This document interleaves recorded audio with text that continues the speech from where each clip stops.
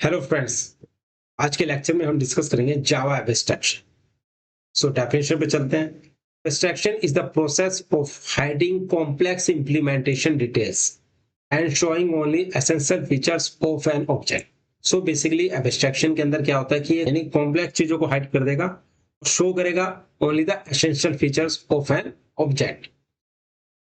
Second point पे discuss करते हैं। It allows you to focus on the what a system does, यानी कि सिस्टम क्या करता है, rather than how it does it, rather than कैसे करता है।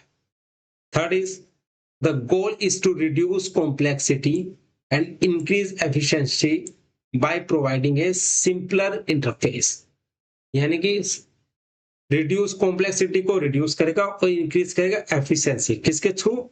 Simpler interface. जब भी हम जावा एब्स्ट्रैक्शन की बात करते हैं तो हम उसमें इंटरफेस की भी बात करेंगे, उसमें हम एब्स्ट्रैक्ट क्लास की भी बात करेंगे। तो ये आपको 3 पॉइंट्स क्लियर हो गए होंगे। ये एग्जांपल हम देख लेते हैं।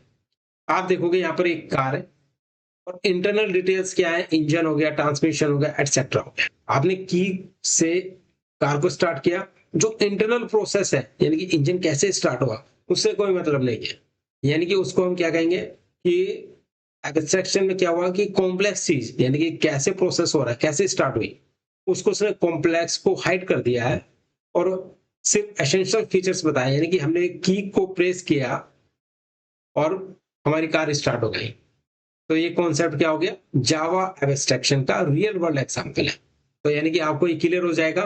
कभी भी आपसे अगर कोई एब्स्ट्रैक्शन के बारे में पूछेगा तो आप इस एग्जांपल को भी बता सकते हैं। Types of abstraction. So we can achieve abstraction in two way. So abstraction को हम achieve कर सकते हैं two ways में. The first one is using abstract class. Second is using interfaces. So abstract class और interface के different lecture में मैं आपको बताऊंगा। Abstractions आपको clear हो गया होगा। So kindly subscribe my YouTube channel. Thank you so much.